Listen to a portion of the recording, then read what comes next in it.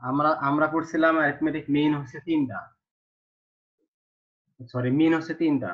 The first one is arithmetic mean, আমরা যেটা শেষ করলাম সব arithmetic mean. The second one is the geometric mean and the third one is the harmonic mean. তাহলে আমরা second রাউন্ডে যেতে পারি জিওমেট্রিক মিন। এটা তোমরা বাংলা পড়ছো যে গুণোত্তর গড়, গুণফলের গড় যেটা আমরা করি, গুণফলের গড়। তোমরা একটা সমাজ বিজ্ঞানে পড়ছো সায়েন্সে, যে সায়েন্সের একটা সমাজ বিজ্ঞানী বা জনসংখ্যা বিজ্ঞানী ম্যালথাস, তাই না? ম্যালথাসের একটা জনসংখ্যা থিওরি আছে, ম্যালথাসের যেটাকে বলে জনসংখ্যা থিওরি। তো তার মতে জনসংখ্যা বাড়ে গুণোত্তর হারে। মনে আছে? এটা মনে আছে তোমাদের?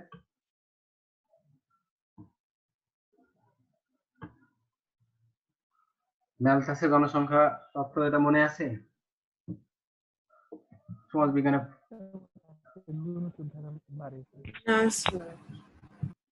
ইয়েস না নো? No sir. সমাজ বিজ্ঞানে তো এটা যাই হোক, ওই ওটা সমাজ বিজ্ঞানে তো ওটা থাকবেই, থাকেই মাস্ট, ম্যালথাসের জনসংখ্যা তত্ত্ব। তিনি বলেছিলেন যে জনসংখ্যা বাড়ে গুণোত্তর হারে।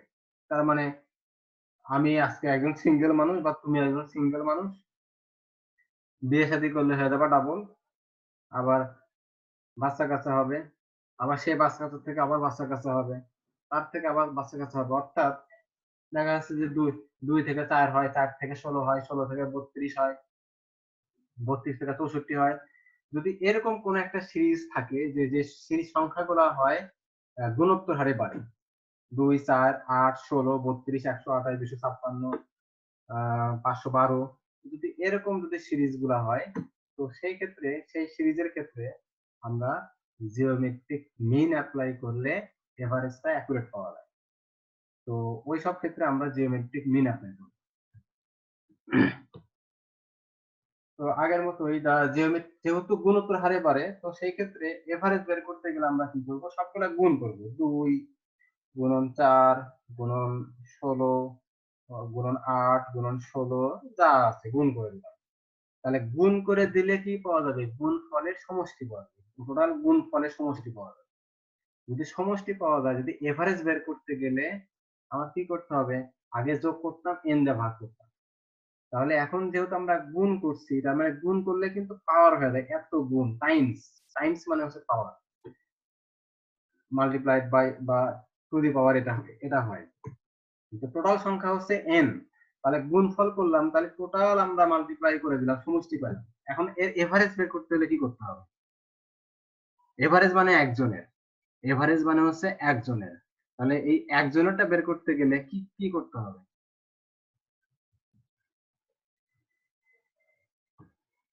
কোনো আইডিয়া আছে?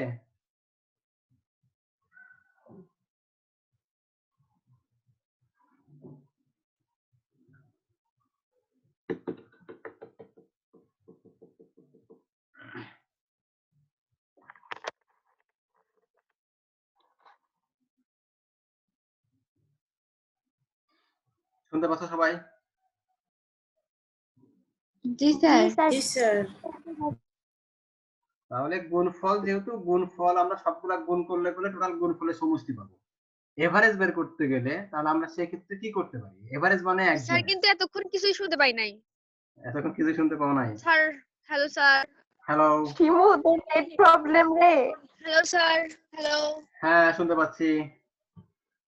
স্যার, হ্যালো শুনতে পাচ্ছি, বলো। স্যার, কিচ্ছু শুনি নাই এতক্ষণ। কেউই শোনো নাই? আমরা তোর কথা সবাই শুনছি। কেউই শোনো নাই? ম্যাম, কেউই শোনো নাই? স্যার আপনার কথা শুনছি, স্যার, সুমিত আমরা শিমুর শুনছি। আমি কিচ্ছু শুনি নাই। আচ্ছা আমি রেকর্ডিং দেব, পরে শুনে নিও, ঠিক আছে? যারা শুনছো, যেহেতু শুনছো তার মানে স্যার ওকে আপনি আছে। আরেকবার বলেন প্লিজ। আচ্ছা আমি বলি আবার, স্যার আরেকবার বলেন প্লিজ।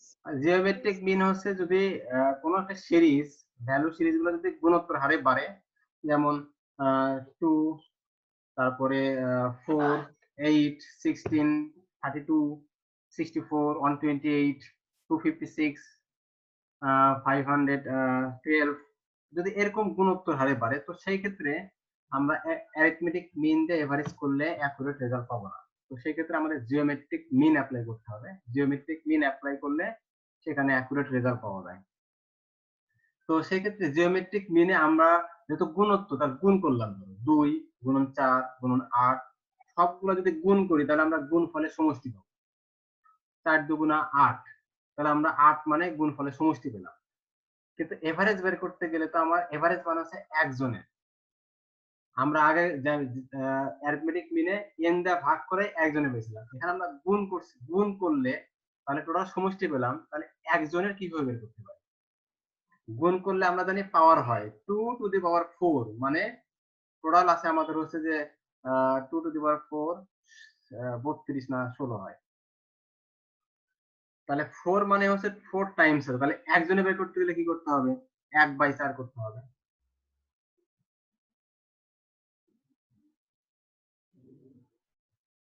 নাকি?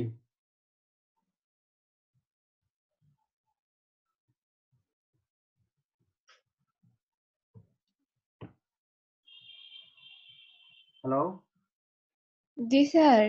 তাহলে 2 টু দি পাওয়ার 4, 4 মানে টোটাল আছে 4 টাইমস, তাহলে একটা বের করতে গেলে কি করতে হবে? 1/4 টু দি পাওয়ার 1/4। 1/4। হ্যাঁ, এই জন্য আমরা করব জিওমেট্রিক মিনের ফর্মুলার ক্ষেত্রে প্রতিটি ভ্যালু গুণ করব এবং পাওয়ার করব n এর মধ্যে থেকে একটা পাওয়ার নেব, একটা নেব, তাহলে এভারেজ বের হবে। ঠিক আছে?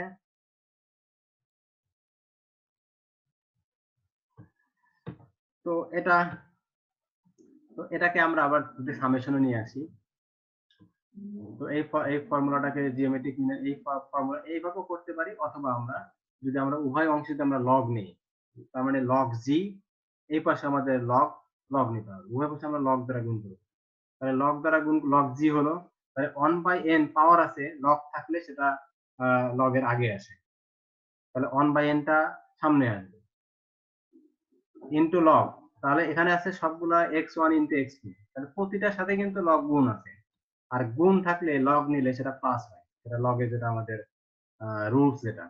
তাহলে আমাদের log x1 plus log x2 plus log x3 plus up to plus log xn is equal to 1/n, এখানে আছে কি log x1 log x2 সমষ্টি আছে, তার মানে এখন আমরা এখানে সামেশন নিতে পারি।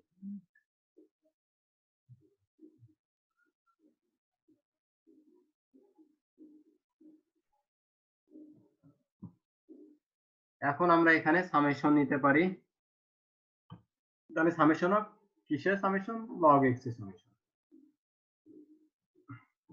ইজ ইকুয়াল টু, তোমাদের মনে হয় নেট চলে গেছে নাকি? তো স্যার স্যার হ্যাঁ। শোনা যাচ্ছে তো। না স্যার, শুনতে পাচ্ছি।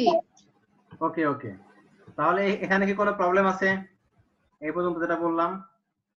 না স্যার। তাহলে এখানে কিন্তু আমার শুধুমাত্র জি এর মান লাগবে, অর্থাৎ জিওমেট্রিক মিনের মান লাগবে, কিন্তু আছে লগ আছে, তাহলে লগটাকে ভ্যানিশ করতে হবে। লগটাকে ভ্যানিশ করা মানে এখানে লগ সহ আছে, তাহলে আমাকে এখানে নিতে হবে, এই লগটাকে ভ্যানিশ করতে গেলে এই মানটাকে করতে হবে অ্যান্টি লগ, অ্যান্টি মানে লগ বাতিল করা। তোমরা ক্যালকুলেটরে শিফট লগ চাপলেই অ্যান্টি লগ বের হয়, শিফট লগ, জি স্যার। সেটা দিলেই লগ অ্যান্টি লগ বের হবে। তো আমরা gm ইজ ইকুয়াল টু এই ফর্মুলা অ্যাপ্লাই করতে পারি, অথবা anti log 1/n summation of log x, এইভাবে করতে, যে কোনো একটা ফর্মুলা দিয়ে করতে পারি। এটা সিম্পল সিরিজের ক্ষেত্রে এখানে কোনো ফ্রিকোয়েন্সি নাই, বা যদি ফ্রিকোয়েন্সি থাকে, ফ্রিকোয়েন্সি মানে কি টাইমস, x1 টা কতবার আছে? 10 বার, x2 টা কতবার আছে? 20 বার, তার মানে ফ্রিকোয়েন্সি হচ্ছে টাইমস। তো সেই ক্ষেত্রে গুণের ক্ষেত্রে, তো সেই ক্ষেত্রে আমরা সেটাকে পাওয়ার দেব, ধরো 2 আছে 3 টাইমস, তার মানে 2 টু দি পাওয়ার 3, 4 আছে, আপনার কথা শোনা যায় না।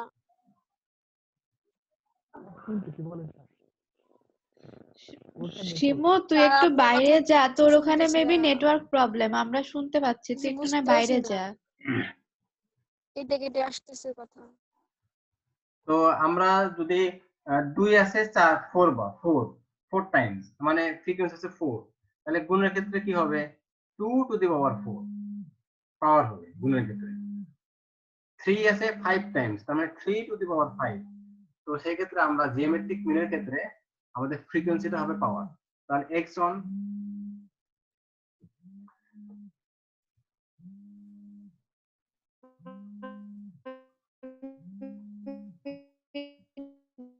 x1 to the power f1 এখন পাইতেছি না। এই যে আবার শোনা যাচ্ছে। x1 to the power f1 x2 to the power f2 up to xn to the power fn multi to the power. এখানে যেহেতু টোটাল ফ্রিকোয়েন্সি হচ্ছে, যখন ফ্রিকোয়েন্সি থাকবে ক্যাপিটাল এন, তাহলে আমরা এভারেজ করতে গেলে এন এর মতো একটা নেব, টু দি পাওয়ার 1/n। আমরা আগের মতোই এখানে আমরা লগ নিব, লগ জি। তাহলে লগ জি নিলে পরে এখানে আমাদের 1/n টা পাওয়ার আছে, লগের আগে আসবে, তাহলে 1/n। আর এখানে লগ কিন্তু সবার সাথে গুণ আছে, তাহলে আমরা দিলাম গুণ থাকলে x1 এর সাথে গুণ দিলে x1 এর উপরে আবার পাওয়ার আছে f1, তাহলে লগ নিলে f1 টা আবার লগের আগে আসবে, তাহলে f1 log x1, আর গুণের জন্য প্লাস হবে, plus f2 log x2 plus up to plus fn log xn। এখানে আমরা দেখি সব প্লাস প্লাস প্লাস, প্লাস মানে summation is equal to 1/n summation of কিসের summation, f into log x এর সামেশন, তাহলে f log x summation of f log x।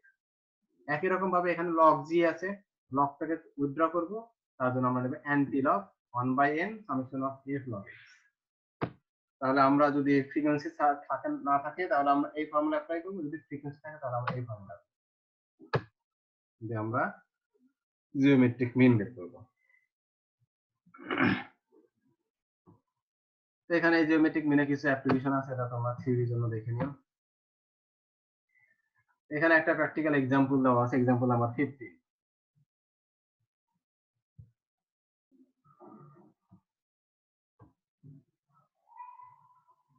From daily expenditure of the students of a mess are given below. Compute the geometric mean from the given below. একটা মেসের বা হোস্টেলের একটা স্টুডেন্টদের মিল cost দেওয়া আছে, ডেইলি এক্সপেন্ডিচার দেওয়া আছে, যে একজনে খরচ করে 125 টাকা আর একজন 130 টাকা, এরকম দেওয়া আছে।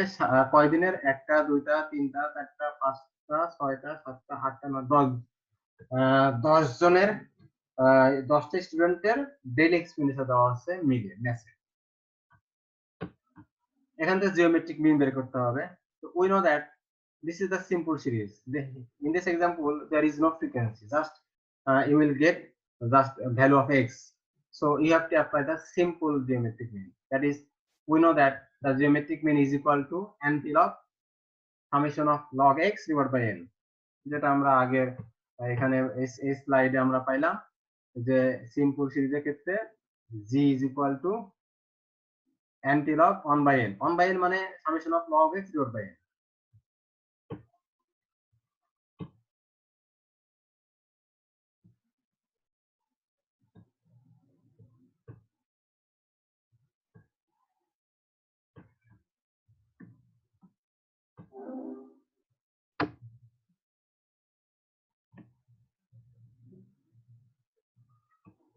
তাহলে antilog is equal to summation of log x divided by n।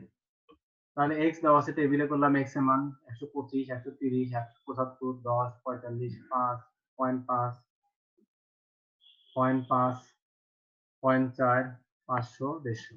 Total number is 10 জনের আছে, n is 10। এখন আমরা এটা স্যার জিএম তে ওখানে কি স্যার, জিওমেট্রিক মিন, জিএম মানে কি? জিওমেট্রিক মিন, ও GM is geometric mean, AM হচ্ছে অ্যারিথমেটিক মিন, জিএম হচ্ছে জিওমেট্রিক মিন। শুনতেছিলাম না তো এই জন্য ওকে, তাহলে আমাদের সূত্র ছিল log x। এটা তো x দেওয়া আছে, তাহলে x টাকে আমরা কি করব, আমরা এটা সায়েন্টিফিক ক্যালকুলেটর ইউজ করব, log সেটা 125 হবে, তাহলে এটা বের হবে। log ক্যালকুলেটর log চাপবো, তারপর 130 তুলবো, এটা বের হবে। log 75 is equal to this one, log 10 is equal to this one, log 45 is equal to this one, log 5 is equal to this one, log 0.5 is equal to this one, log 0.4 is equal to this one, and log 500 is equal to this one, log 150 is equal to this one. But we say that we have to sum up all the values of log x, so we have to added all the values of log x. So after addition, that is summation of log x, we get 13.6143। তাহলে আমরা এখানেই করে দিই antilog 13.6143 divided by 10, এখন যেটা পাবো 13.6143 ভাগ 10 করে যেটা পাবো তার উপরে আমরা শিফট লক চাপলেই 22.98 বের হবে। দিস ইজ দা জিওমেট্রিক মিন।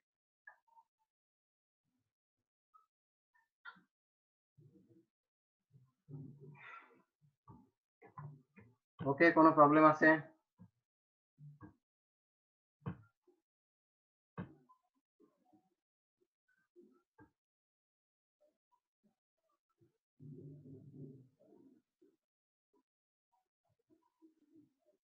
না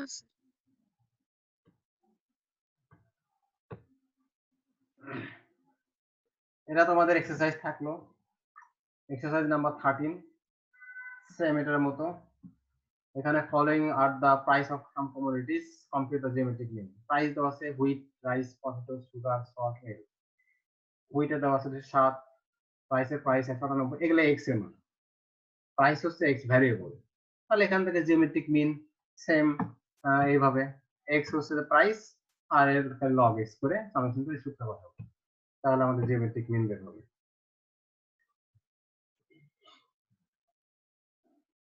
স্যার কই দেখতে পাচ্ছি না তো। এই যে এখানে এই যে শেয়ার তো করছি। জি স্যার দেখা যাচ্ছে। তো from the following data compute the GM.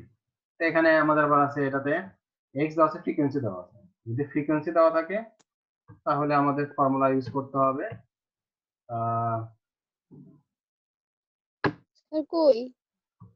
যদি ফ্রিকোয়েন্সি দেওয়া থাকে তাহলে আমাদের ফর্মুলা ইউজ করতে হবে এটা, যে জি ইজ ইকুয়াল টু 1/n, বা sorry, G is equal to anti log 1/n summation of F log x.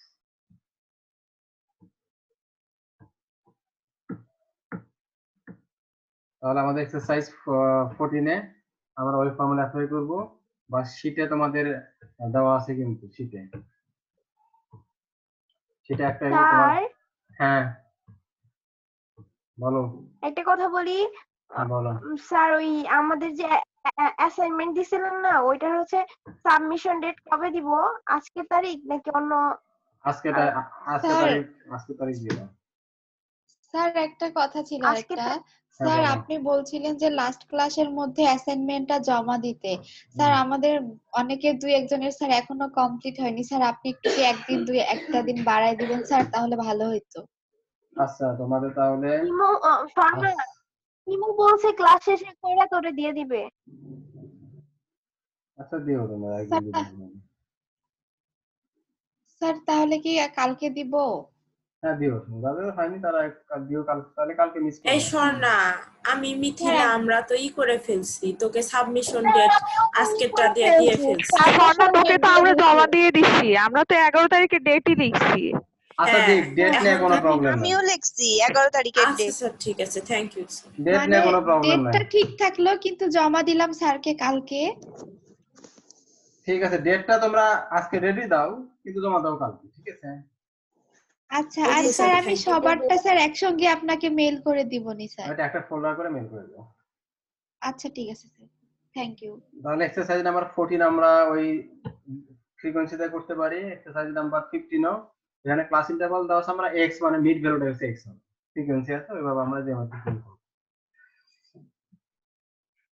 Harmonic মিন আমাদের দরকার নাই, আমাদের প্র্যাকটিক্যাল অ্যাপ্লিকেশন খুব একটা নাই। হারমোনিক মিন বা 3 নাম্বার মিন ছিল হারমোনিক মিন, এটা করার দরকার নাই।